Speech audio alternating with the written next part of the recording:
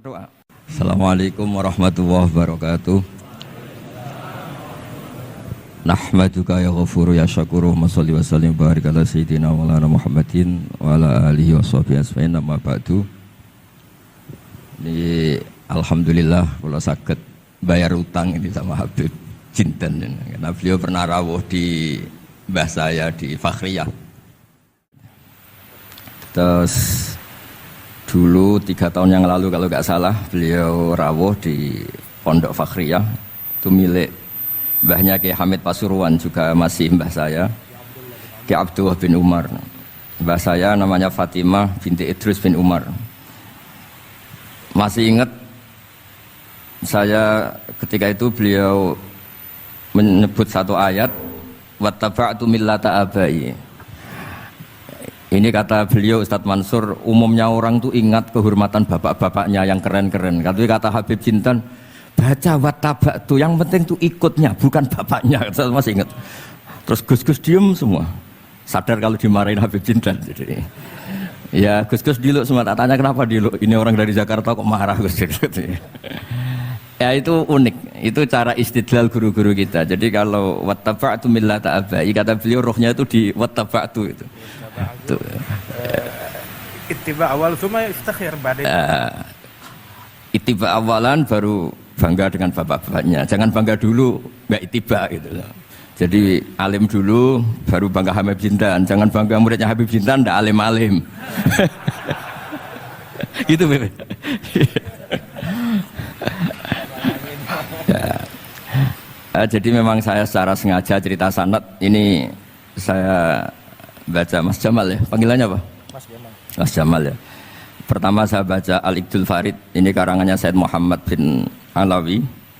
Di sini saya baca supaya barokah dari karangannya Sayyid Muhammad. Di antara orang yang beliau sebut dari ulama Indonesia, beliau ngendikan Al-Habib Al-Mu'ammar Ali bin Abdurrahman bin Abdillah Al-Habsyi. Wal-Habib, ya Kuitang ini Bebe. Ya, jadi juga. Ya ini juga jad beliau dari omnya Wal Habib Ali bin Husain bin Muhammad Al-Attas Sahibitat, Wal Habib Hamid bin Muhammad bin Salim Asyiri, Wal Habib Muhammad bin Ahmad bin Zain Al-Haddad, Wal Habib Syekh bin Salim bin Umar Al-Attas. Nah ini Wal Habib Salim bin Ahmad bin Jinten bin Syekh Abu Bakar bin Salim. Ini kitab karangannya Sayyid Muhammad bin Alawi. Terus ketika beliau cerita Sanad Ad-Darimi, Sunan Ad-Darimi, beliau ngendikan Arwi Sunan Ad-Darimi anis Sayyid Salim bin Jiddan Alian anil Habib Utsman bin Abdillah bin Akil bin Yahya Al-Alawi Mufti Batawi, ya, an Utsman bin Hasan Ad-Dimyati anil Amir Al-Kabir. Jadi keberadaan Habib Salim ini mudawwan, selain faktanya beliau sering taklim juga mudawwan dibukukan.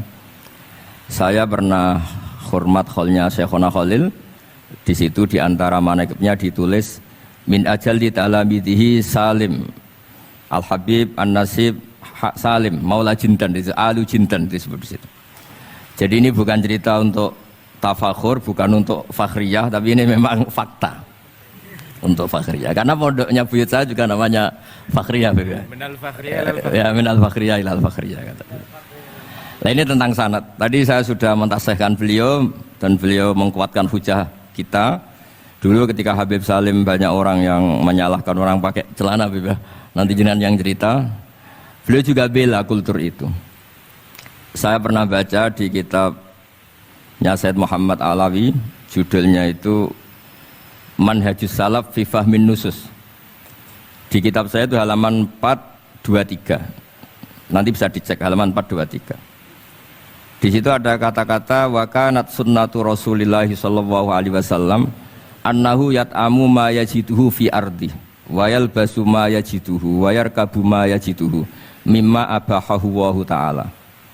Terus beliau cerita, siapapun yang makan faman at'ama ma yajiduhu fi ardi fa huwa al-muttabi' lis-sunnah kama annahu hajjal baita min madinati nafsi faman hajjal baita min madinati nafsi fa huwa al-muttabi' lis-sunnah.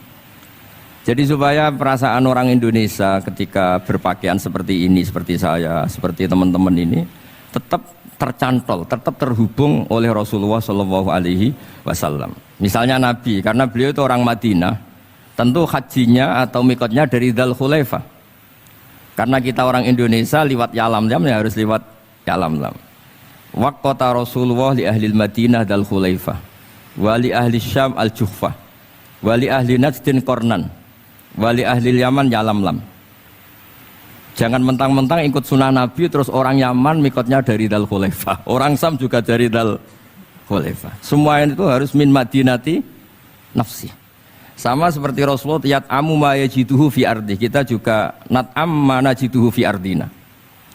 Sehingga jangan sampai umat Islam yang perilakunya keseharian ini sudah baik, kemudian merasa tercerabut dari sunnah Rasulullah Shallallahu Alaihi Wasallam.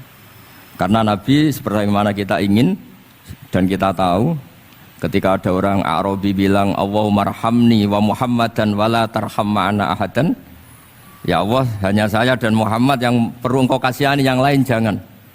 Kata Nabi, laqad tahajjarta wasi'an, rahmat Allah yang luas ini kamu persempit hanya karena mungkin kita orang Jawa, orang Indonesia. Makanya saya ini bangga ngaji sama Mbah Mun. Beliau orang Jawa, saya ngaji juga hanya di Indonesia.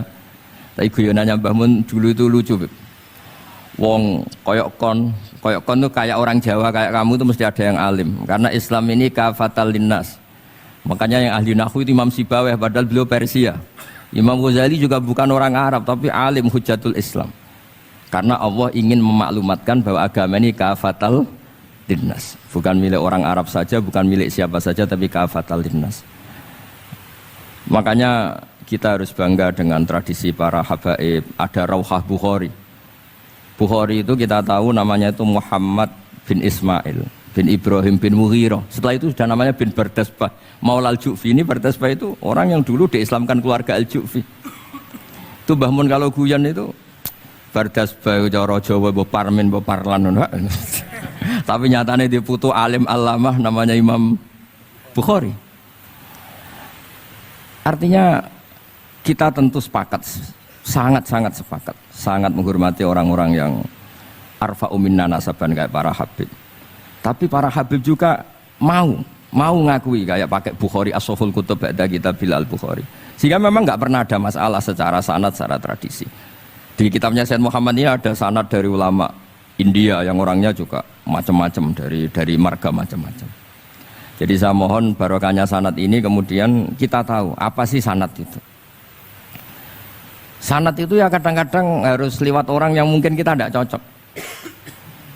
Dulu itu ada sahabat tanya, kalau mencium istrinya pas Ramadan itu sah apa enggak? Kebetulan ditanya itu Maimunah. Enggak tanya Saudah karena sangat yakin enggak itu, kalau Saudah itu enggak. Itu Maimunah jawabnya, kalau kita enggak ngalamin, coba tanya Aisyah yang potensi ngalamin dicium pas Ramadan. Sebetulnya istri yang Nabi itu sama Aisyah itu ya agak gimana yang namanya Doro itu ya rival. Akhirnya tanya, ya Aisyah, gimana hukumnya lelaki mencium istrinya pas Ramadan? Ya dijawab sama Aisyah, qabbalani Rasulullah wa huwa shaim. Yang lainnya enggak bisa jawab, mau enggak ngalami. Jadi sanad tuh kadang ya cocok enggak cocok ya memang itu fakta. Cara mandi junub. Mbok kayak apa pinternya sahabat cowok kalau mandi junub ya enggak tahu. Akhirnya tanya sama Sayyidah Aisyah, sama Sayyidah Maimunah. Apapun dekatnya istri Rasulullah kalau perang ya enggak tahu. Wong itu lelaki. Begitu juga afdhalus sahabah kayak Abu Bakar kadang harus mendapatkan hadis dari orang-orang yang nyun sewu agak deso, bahkan kadang maula kayak Sauban, kayak Rabi'ah bin Ka'ab, orang-orang biasa sekali, khodim dulu. Tapi ini kan barokahnya khodim itu tahu keseharian Rasulullah SAW di dalam. Misalnya Anas, apa kenangan kamu dengan Rasulullah? Kenangan saya itu saya khodam tu Rasulullah SAW asyra sinin. 10 tahun saya itu tidak pernah melakukan sesuatu ditanya Nabi 5 sonata walalise entaraktu 5 tarokta. Sehingga kalau saya pas baik itu ya gak berani tanya anak dalam saya, ngapain kamu ben sawangane pinter anut sunah Rasulullah SAW. Akhirnya can dalam kula nggih saenake beb gemrung ora tahu ditakoki. Jadi hal-hal seperti ini tuh keseharian yang harus kita suka. Di antaranya lagi, inna min khiyari ummati fima nabba'ani al-malul a'la kauman yathakuna jahron. Di antara nanti umat pilihanku adalah orang-orang kalau tertawa itu keras sekali, kauman yathakuna jahron. Itu dulu juga padahal ada riwayat kasratud dhahki tumitul qalba. Banyak tertawa itu bisa mematikan hati. Tapi ini juga dilawan kalau banyak cemberut bisa frustasi. Nah, sehingga di ilmu ini cerita saya nanti di Tasawuf Habib Jindan. Semoga nasinya bener, saya tamu pasti dihormati. Nggak penting bener ndak itu nggak penting. Yang penting tamu itu dihormati. Ya kebetulan saya ini tadi kan hormat mbah saya masih mbah saya Mbah Mutamakin di Hajan. Terus pagi tadi hormat buka luar di Sunan Kudus jam 7 saya tadi di Kudus. Ya akhirnya sama teman-teman difasilitasi disuruh naik pesawat tadi jam 11 tadi. Tapi saya tidak capek karena memang saya senang cerita sanad. Tapi yang lucu-lucu saja. Nanti yang serius jangan saya, yang lucu-lucu saja. Biar lucu sampean tuh tidak ngawur, tapi ada sanadnya. Ada seorang mufassir yang bilang ketika nafsiri wa annahu wa adhaka wa abka. Allah itu zat yang memberi kamu tertawa. Mbok kamu ingin susah, tidak akan tertawa. Tapi kalau Allah menghendaki ya tertawa aja. Ada orang miskin frustasi, maunya gak tertawa. Tahu-tahu jalan-jalan ngerti badut, ya akhirnya tertawa. Ya karena adhaka itu fi'lullah. Kalau Allah menghendaki mau apa? Karena adhaka itu fi'lullah. Nggak bisa. Orang yang baru seneng kayak apa, nggak ingin nangis. Tapi kalau Allah menghendaki wa abka, dinangiskan ya tetap menangis. Wa anna wa adhaka wa abka. Karena kita ini semua adalah objek oleh kudrahnya Allah Subhanahu wa ta'ala. Saya itu sebenarnya paling nggak ingin ngaji bareng Habib loh. Selain kalah nasab ya kalah ganteng. Ya tapi ditakdir mau apa? Ya sudah sami'na wa ata'na. Jadi saya saat ini tidak cari pahala benar, tapi pahala tawadhu karena diundang ya. Sudah penting benar salah, penting tawadhu. Jadi saya tadi sedang rayu sama Allah, ya Allah, saya kali ini tidak cari benar, cari tawadhu. Sudah mesti pahalanya besar tawadhu itu. Jadi supaya Islam ini gampang ya. Saya pernah cerita ke kiai yang khusyuk. Kalau sholat lama sekali, tak cerita ini hadis. Nabi itu gak pernah menegur orang yang sholat cepat. Yang ada itu sanad negur sholat lama. Terus tak cerita ini hadisnya Mu'ad, tertawa-tawa deh. Gus kamu itu raan kok masih punya dalil. Saya punya sanad. Ada nggak sanad Nabi negur orang yang baca surat pendek? Nggak ada. Yang ada itu yang baca surat panjang. Nanti bisa direvisi sama Habib Jitin kalau nggak cocok, tapi ini yang rileks saja karena potongan Islam Jawa ini kalau tidak berat nggak akan kuat. Jadi ya sudah, inna minkum munafirin katanya Nabi. Sholat yang terlalu lama itu munafir kata Nabi. Afattanun anta ya Mu'ad, kamu bikin umat ini nggak nyaman karena kalau kamu jadi imam itu lama sekali. Ini alhamdulillah betul, hadis ini harus kita hafal betul. Nah, supaya Islam ini meskipun pilihan-pilihan keseharian itu ada sanad itu saja kepentingan saya. Yat amu ma yajiduhu fi ardi wa yalbasu ma yajidu wa yarkabu ma yajidu. Saya sering beb di tahun desa-desa Gus anak kula tahnik cethaki Gus tapi mboten enten kurma wis nganggo degan ae. Lho Gus dari kiai-kiai ku kurma. Kurma itu halawiyat. Ya degan juga termasuk halawiyat. Ya sudah.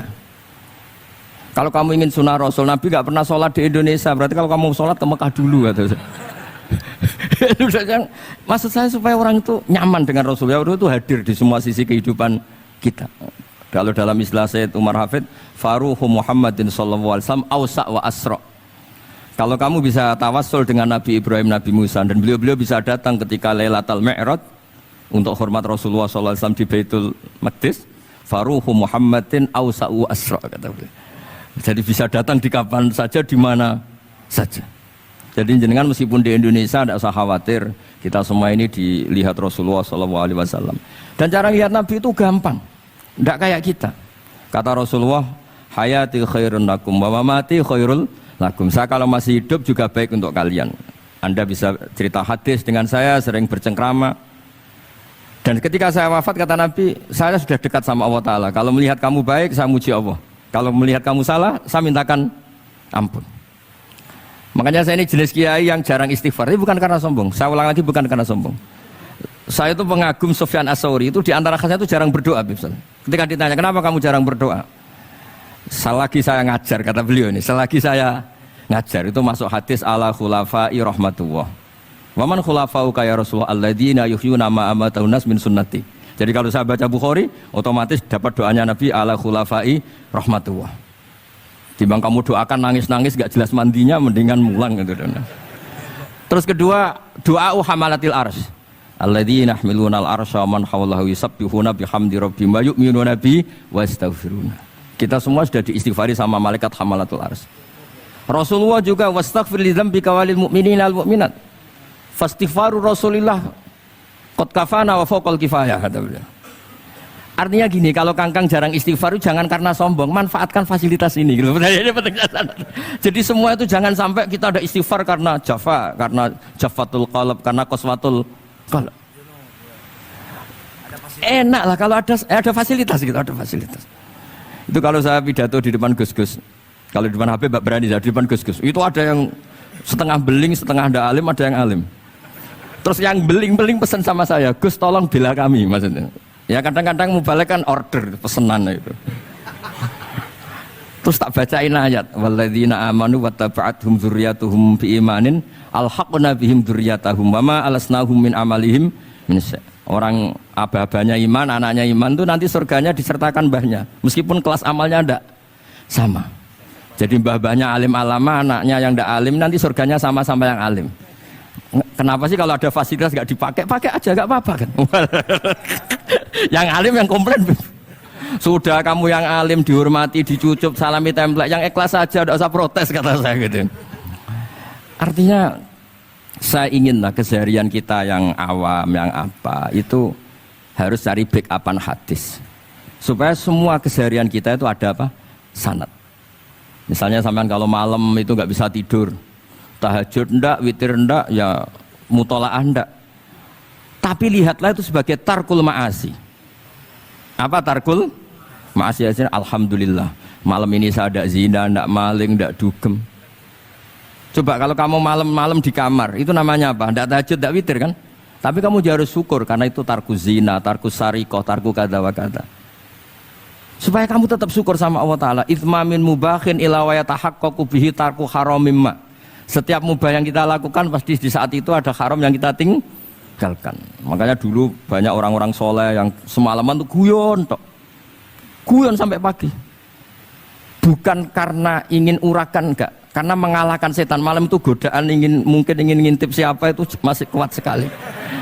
Ingin nonton siapa itu kuat sekali. Terus setan dilawan dengan guyon. Ternyata setelah guyon tuh asik, tahu-tahu pagi dan dutannya selesai. Oh itu setan bisa setruk melawan orang alim seperti ini.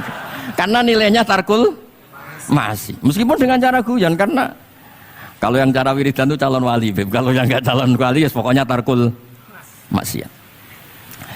Maksud saya supaya harian kamu yang biasa-biasa saya ini menjadi luar biasa karena ada sanad.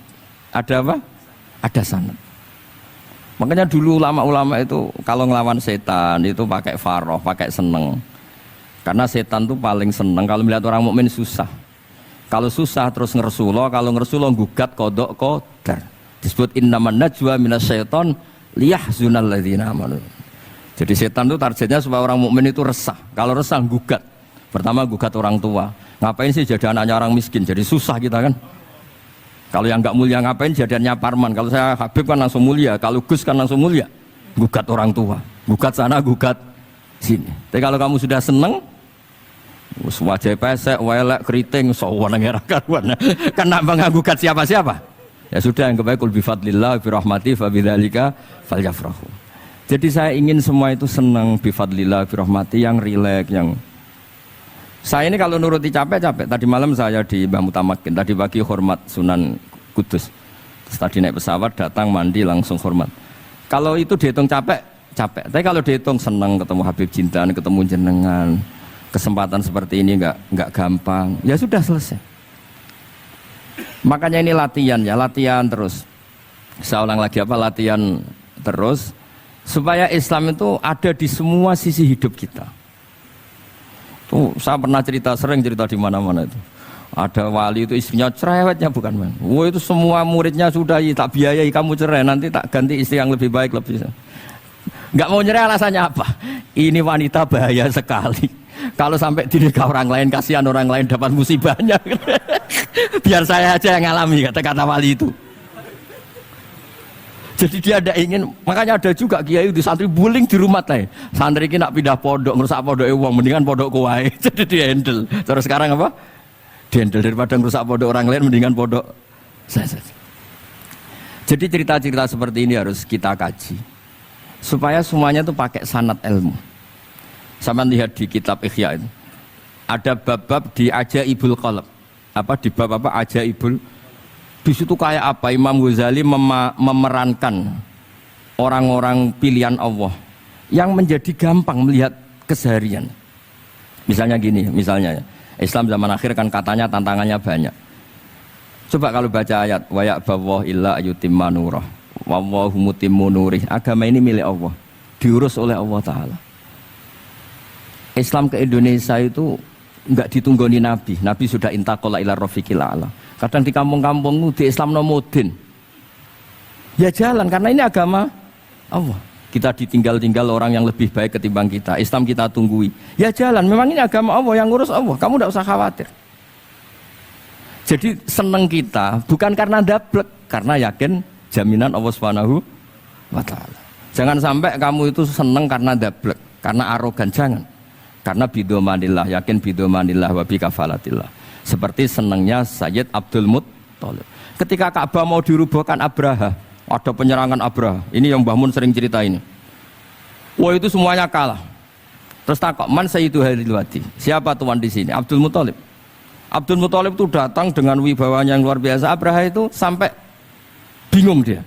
Kalau duduk di singgasana dia disalahkan orang banyak. Karena raja kok duduk berdua sama orang yang tidak raja. Kalau Abdul Muttalib di bawah dia nggak punya nyali karena ada haibahnya Sayyid Abdul Muttalib. Oh, oleh takdim luar biasa. Setelah itu tanya, apa keinginan kamu? Saya tidak ingin perang, saya hanya ingin merobohkan Ka'bah. Ternyata Sayyid Abdul Muttalib jawabnya apa? Unta saya yang 100 lo kembalikan dulu, tidak usah cerita Ka'bah. Kagetnya bukan main Abraham. Kamu ini pemimpin yang enggak benar. Ka'bah itu dinu kawadinu abaik, itu kan agama kamu. Mau saya robohkan kamu malah bicara unta. Ini kamu itu pemimpin model apa? Jadi saya nyesal hormat kamu, ternyata kamu mental kamu hanya mikir apa? Unta. Tapi jamnya Abdul Muttalib itu unik. Inna lihadal bait rabban hamaluk. Unta itu milik saya, kembalikan dulu. Kalau Ka'bah itu milik Allah, nanti diurus yang punya. jadi di balik seenaknya itu ada tauhid yang luar biasa. Makanya saya termasuk kiai yang enggak susah kalau mau mati. Kalau mau mati, mati aja. Saya tidak mikir kalau setelah saya ini agama gimana. Ya enggak gimana-mana, agamanya Allah Ta'ala. Jadi di balik, ya secara lahir kan seenaknya. Ternyata innal lihadal bait rabban hamahu. Ka'bah itu ada yang punya, nanti biar diurus yang punya. Nah maksud saya kalau jenengan ini kan insya Allah dablek semua. Kawin ya nggak mikir istri saya nanti makan apa, ya kan? Masa depan kamu ya tidak dipikirkan, warisan nggak punya apa-apa, nggak punya ya sudahlah. Bukan karena dablek, karena tawak. Kali itu saja pokoknya saya ingin ngomong, pokoknya perilaku Anda keseharian itu jadi energi to'at, ya. Perilaku keseharian Anda ini jadi energi apa? Itu saja. Barokahnya kamu ngaji napa sanad.